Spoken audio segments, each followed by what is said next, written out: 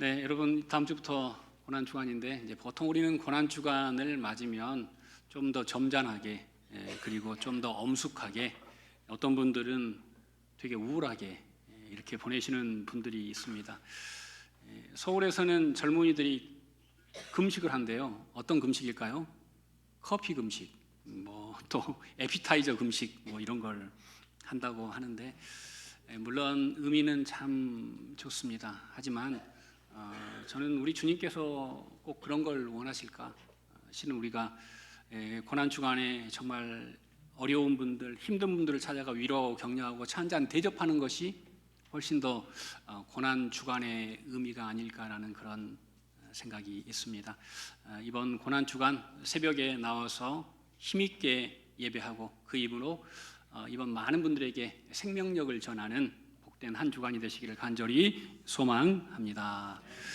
여러분 기도 어떠십니까? 기도가 잘 되십니까? 기도하시면 마음이 편하십니까? 그리고 매일의 삶에 기도가 묻어 있습니까? 제가 중학교 때 여름에 수련회를 갈 때면 경운기에다가 솥단지, 장작 이런 걸 싣고 천막을 싣고 멀리 계곡이나 이런 곳으로 강가로 수련회를 떠났는데요. 도착하면 천막을 치고 광목으로 벽을 만들고 쑥을 뽑아다가 저녁에 모깃불을 피우려고 말려놓고 화장실을 만들곤 했습니다. 그날 저녁 집회를 했는데요. 성령께서 엄청나게 강하게 역사를 하셨습니다. 아이들이 막 울고 뛰고 뒹굴고 난리가 났는데요. 단 한 명이 말짱했습니다. 제가 학생회 회장인데 저만 말짱한 거예요. 옆에 보니까 다 울고 있거나 막 난리가 났어요. 그래서 학생회장의 체면으로 울지 않으면 안 되겠다 싶어서 침을 찍어가지고 이렇게 눈에다가 이렇게 침을 찍어서 바르고 끝난 후에 제가 혼자 외로이 이 강가에 앉아서 왜 나에게는 저런 뜨거움이 없을까? 왜 다른 아이들에게는 방언도 임하고 뜨거운 눈물도 임하는데 왜 나에게는 이런 게 없을까 하고 한참 생각했던 그런 기억이 납니다. 여러분 우리의 기도를 한번 돌아보시면요, 대부분의 기도는 하나님께 요구하는 기도들이죠. 이것을 해결해 주세요, 치유해 주세요, 응답해 주세요. 이런 기도가 실은 많은 성도들의 기도입니다. 좀 더 우리가 성숙해지면 요구하는 기도, 요청하는 기도에서 이제는 변해서 하나님의 마음을 듣는 기도로 변하게 되고요.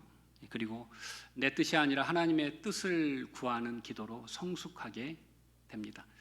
그리고 저는 기도의 가장 아름다움은 뭘까를 생각해봤는데 오늘 본문을 보면서 기도의 가장 아름다움은 나를 위한 기도가 아니라 바로 하나님의 뜻을 구하고 이웃을 위해서, 한 영혼을 위해서, 한 나라를 위해서, 어떤 사람을 위해서 기도하는 중보 기도라는 마음이 들었습니다. 오늘 이 자리에 있는 우리 모든 분들에게 오늘 말씀을 통해서 기도가 회복되고 정말 기도의 사명자로 일어서는 우리 모두가 되시기를 간절히 소망합니다. 지금으로부터 120여 년 전 1900년대 초반 아프리카 콩고는 벨기에가 식민 통치를 하고 있었습니다.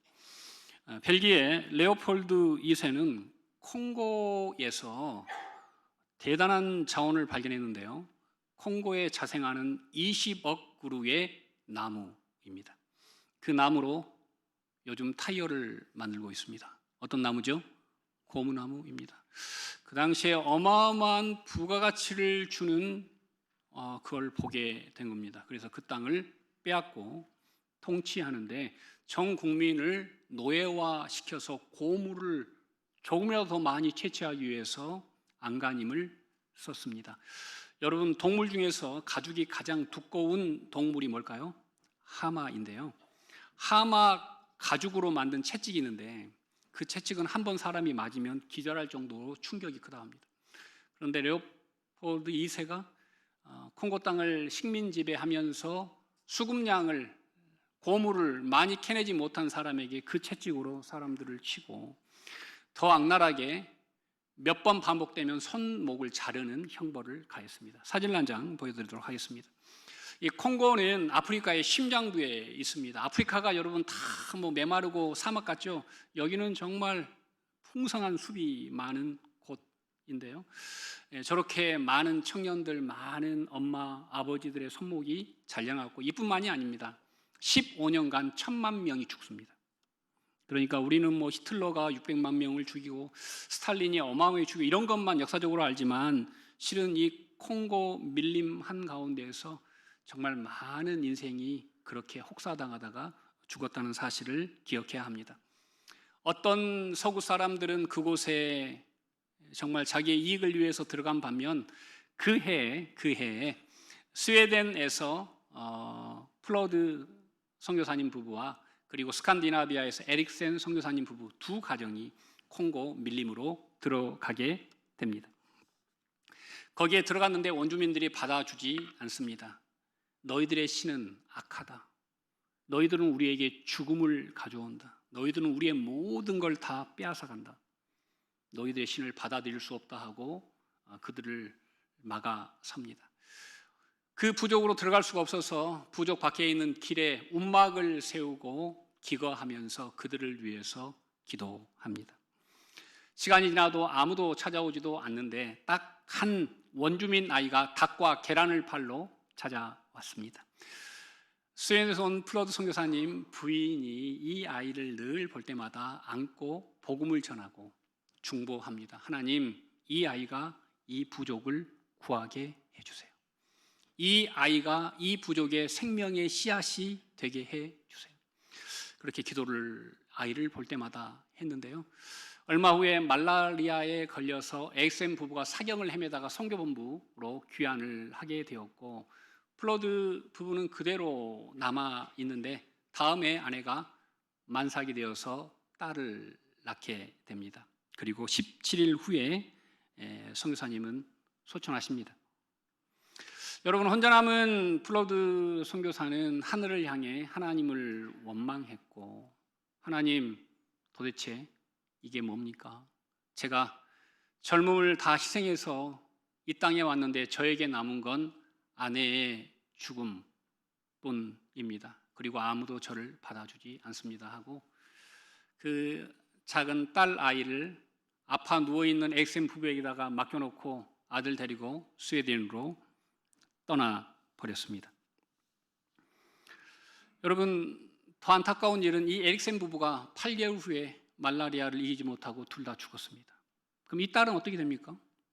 이 딸은 그 옆집에 있는 미국인 선교사 부부가 그 딸을 품게 됩니다. 고국을 떠나 가족을 떠나 헌신했지만 한 소년에게 복음을 전하고 중보한 것 외에는 이런 것 없이 세 사람이 죽었고 한 사람은 신앙을 버렸습니다. 여러분, 궁금하지 않으십니까? 계란을 팔러 온 소년을 위한 선교사님의 기도는 어떻게 됐을까요? 조금 있다가 이어서 말씀을 드리고 다시 본문을 한번 보도록 하겠습니다. 자, 오늘 본문으로 들어가 보면 하나님께서 이 땅 가운데 임하셨습니다. 왜 임했을까요? 소돔에서 들려오는 탄식과 신음소리가 너무 커서 이 땅에 오신 것입니다. 죄는, 특히 약자를 향한 죄는 부르짖는 소리가 있습니다. 신음이 있습니다. 탄식이 있습니다. 그걸 누가 들으십니까? 그걸 하나님이 들으십니다. 저는 우크라이나나 이란에 있는 정말 약자들의 탄식을 하나님이 들으신다 믿습니다. 여러분, 뉴스 보고 혀를 차거나 내 걱정, 내 기름 걱정, 우리 살 걱정 물론 중요합니다. 하지만 뉴스를 볼 때마다 더 힘있게 중보할 수 있는 우리 모두가 되시기를 간절히 소망합니다. 하나님은 그 신음소리를 들으시고 위에서 그래 안 됐구나라고 하지 않으시고 그 땅으로 어떻게 하십니까? 내려오십니다. 하나님은 내려오십니다. 그 아들 예수 그리스도를 이 땅에 사람으로 내려보내십니다. 그래서 하나님이 이 땅에 오셨는데요. 이 땅에 임하심이 뜻하는 것은 무엇일까요? 그건 한 번 더 하나님께서 그들에게 기회를 주신다는 의미입니다. 심판보다는 우리 하나님께서는 한 영혼을 향한 기회에 더 큰 마음이 있다는 것을 우리는 알아야 합니다. 그리고 바로 이 지점이 우리가 기도를 시작해야 할 지점이기도 합니다. 자, 우리 본문 17절 한번 같이 읽도록 하겠습니다. 여호와께서 이르시되 내가 하려는 것을 아브라함에게 숨기겠느냐. 자, 이걸 원어로 지역해 드리면 하나님께서 고민하셨습니다. 내가 행할 무엇을 아브라함에게 감춰야 할까? 말해야 할까? 하나님이 고민하셨다는 것이죠. 언제 고민하시게 됩니까? 최고의 헌신으로 예배한 후가 아닙니다. 성경 16절 나중에 여러분들 보시면 아브라함이 하나님을 뭐 합니까? 멀리 전송했다라는 단어가 나옵니다. 하나님을 멀리 배웅한 것입니다. 여러분, 우리도 요즘 아파트에 많이들 사시는데 어떻게 배웅하십니까? 대부분 현관 밑에 1층까지 내려가서 배웅하는 게 원래 예의이죠. 그래서 우리나라 많은 분들은 정이 많아가지고 예전에는 저기 동구바까지 배웅하고 아무리 버스 정류장 기차역이 멀어도 거기까지 다 가서 기차가 버스가 사릴 때까지 배웅했던 것이 우리나라의 그런 아름다운 정서입니다. 지도를 한 장 보도록 하겠습니다. 자, 지도에 보시면 헤브론에서 소돔이 보이는 땅까지 학자들이 대단하죠. 걸어가 봤습니다. 수풀을 헤치고 걸어가서 저 아래 사해 남단에 있는 소돔 땅이 보이는 곳까지 걸어가 보니까 약 5.5km 정도 되더랍니다. 오늘 본문에서 아브라함이 하나님과 함께 멀리 전송했다라고 나오는데 많은 신학자들은 저기 소돔이 내려가 보이는 그 길까지 아브라함이 따라왔음을, 하나님과 동행했음을 성경은 우리에게 보여주고 있는 것입니다. 저는 이걸 보면서 이런 마음이 들었습니다. 물론 우리가 하나님께 예배하는 것도 물론 중요한데 더 중요한 건 예배한 사람이 누구와 평일에 동행해야 돼요? 하나님과 동행하는 것도 더 중요한 예배라는 것이죠. 우리가 주일에 모여서 예배한 후에 월요일부터 토요일까지 예배와 전혀 상관없이 세상 사람보다 더 악하게 산다면 그 예배를 하나님이 기뻐하지 않으십니다. 오늘 본문에서는 분명히 말씀합니다. 최고의 예배와 하나님을 끝까지 배웅하며 동행했던 그 지점에서 하나님이 감동하시고 하나님의 속내를 아브라함에게 말씀하시는 장면이 오늘 본문에 기록되어져 있습니다. 아니, 아브라함에게는 이야기를 해야겠다. 여러분, 이 의미는 뭡니까? 아브라함이 종이나 어떤 복받는 사람이 아니라 아브라함이 하나님의 뭐예요? 동역자라는 것입니다. 내가 저와 함께 아브라함과 함께 구원의 사역을 이루어야지. 그래서 하나님은 이 자리에 있는 우리 모두를 구원의 동역자로 삼으신 줄 믿습니다. 이사야서 41장 8절에도 하나님께서 나의 벗 아브라함아라고 말씀하셨고요. 요한복음 15장 15절 보시죠. 자, 우리 함께 읽어보겠습니다. 자, 시작. 이제부터는 너희를 종이라 하지 아니하리니 종은 주인이 하는 것을 알지 못함이라. 너희를 친구라 하였노니 내가 내 아버지께 들은 것을 다 너희에게 알게 하였음이라. 아멘. 하나님께서 우리를 누구라고요? 친구라고, 아브라함을 벗이라고, 우리 주님은 우리를 친구라고 말씀하셨습니다. 친구에게는 뭐가 없어요? 비밀이 없어요. 다 알게 하시겠다라고 말씀하셨습니다. 제가 89학번인데요. 80년대 마지막 학번입니다. 서울에서 89년도에 을지로 3가 명보국장 옆에 있는 작은 카페에서 주방 보조로 아르바이트를 한 달 했습니다. 너무 잘했어요. 그래가지고 지배인이 너무 예뻐해서 1990년 저를 다시 불렀습니다. 그래서 1990년 또 그곳에서 아르바이트를 하고 있는데 10일 후에 광주에서 아주 친한 친구가 올라왔습니다. 나이가 몇 살이었을까요? 20대나 20살이나 21살 초반 아닙니까? 근데 친구가 와서 하는 말이, 성현아, 큰일 났다. 여자친구가 임신을 했어. 어쩌지? 우리 아버지한테 말하면 맞아 죽을 것 같고 우리 어머니께 말하면 기절하실 것 같고 그래서 너를 찾아왔다. 그래서 제가 비정한 각오로 지배인에게 가서 일을 그만두고 10일치 주급을 받아서 친구 손을 잡고 홍천에 있는 우리 큰이모님 기도원으로, 홍천 수양관으로 올라갔습니다. 그날 눈이 엄청 많이 와서 버스가 안 다녀서 같이 시내에서 거기까지 산까지 걸어 올라갔는데요. 3박 4일간 있으면서 친구에게 했던 말 중에 많은 게 기억나지 않지만 한 가지를 꼭 이야기했습니다. 친구야, 살리는 결정을 해라. 얘도 살리고 여자친구도 살려라. 너는 교회는 안 다니지만 네 엄마가 권사님 아니냐. 그러니까 제발 좋은 결정을 해라.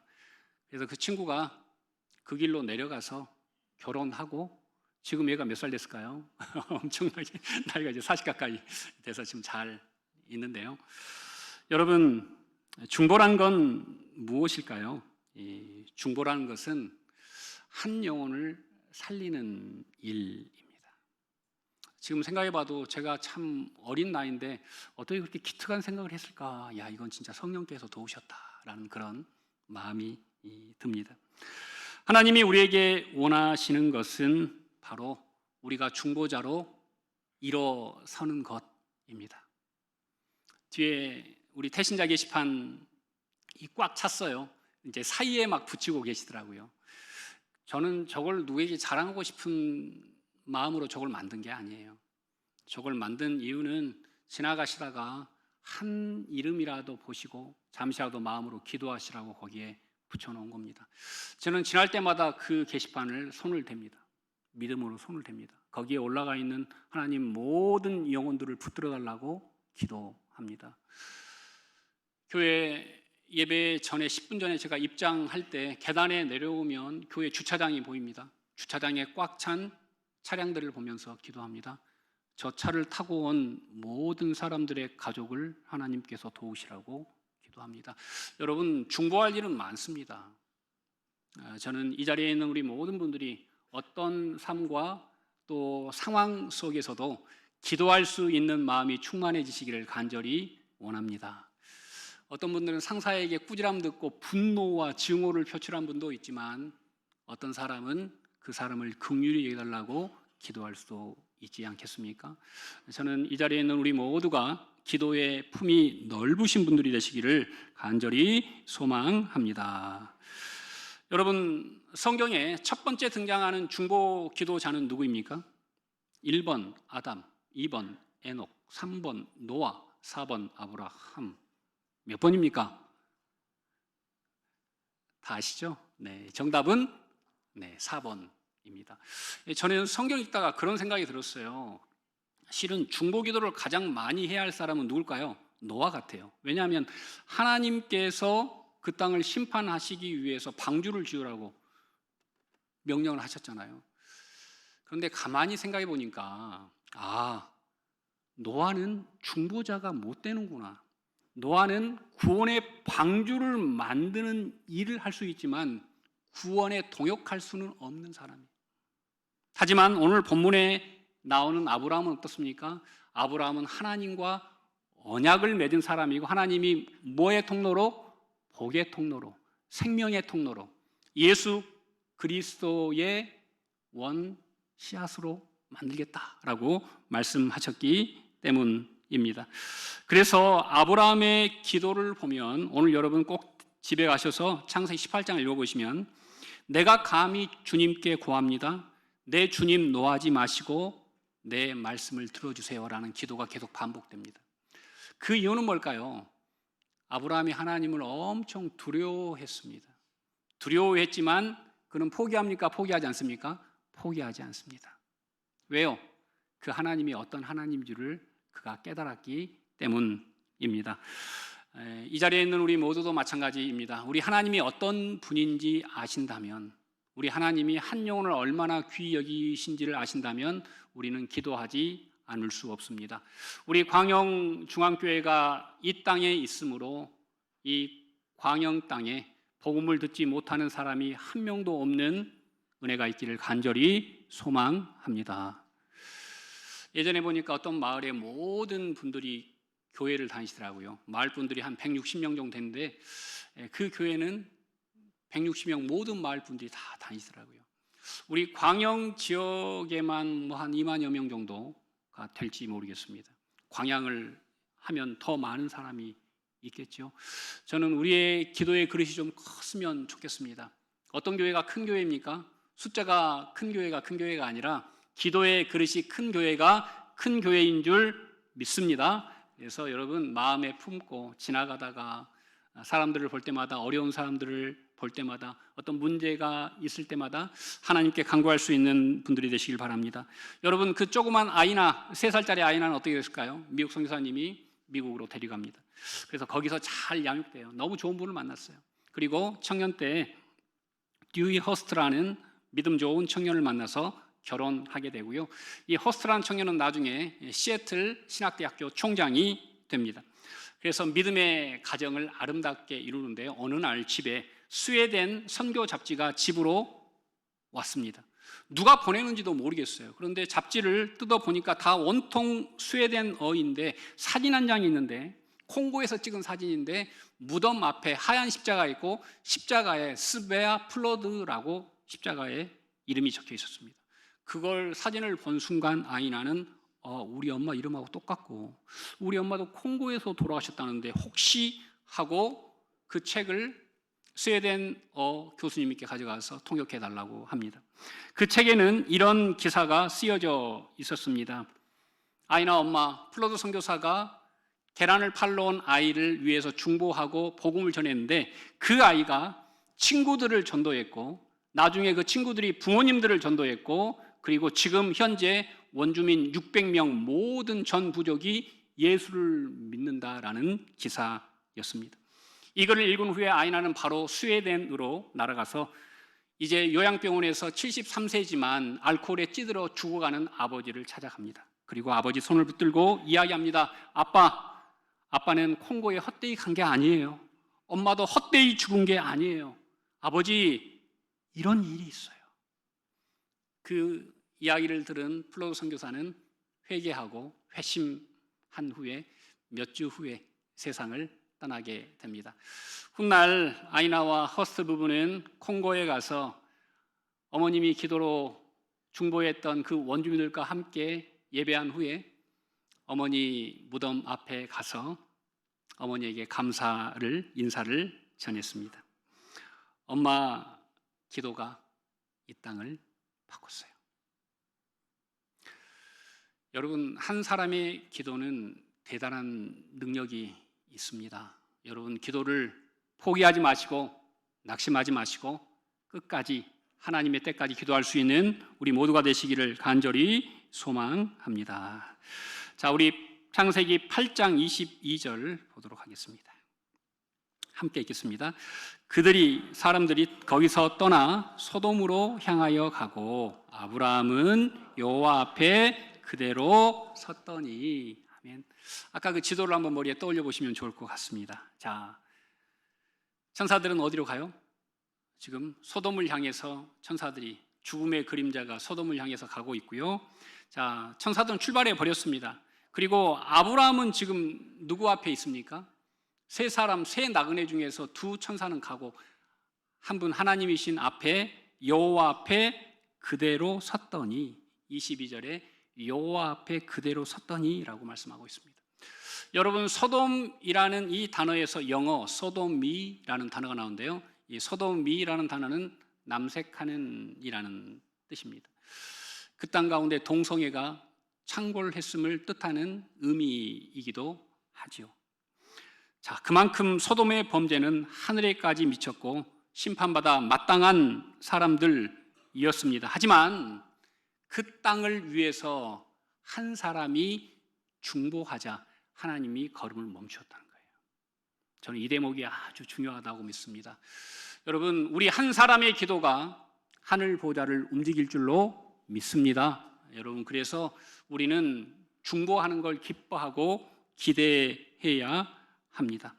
하나님 앞에 섰다는 것은 믿음과 확신을 가지고 하나님 앞에서 힘있게 아브라함이 중보하는 모습을 우리에게 그려주고 있습니다.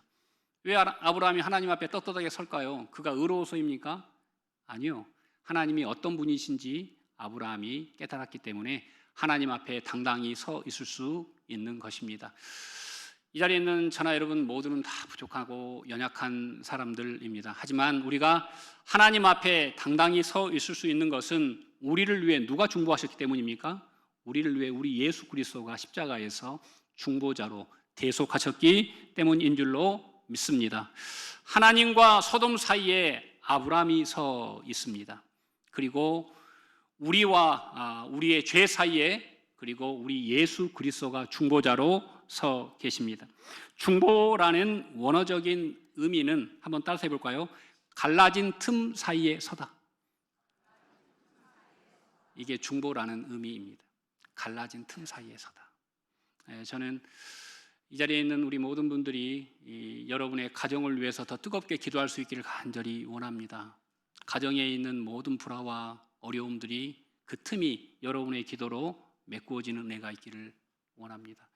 나의 약함을 위해서, 그리고 우리 교우들의 약함을 위해서 여러분 힘있게 중보하는 여러분들 되시길 바랍니다. 여러분의 기도가 그 사람을 반드시 살릴 줄로 믿습니다.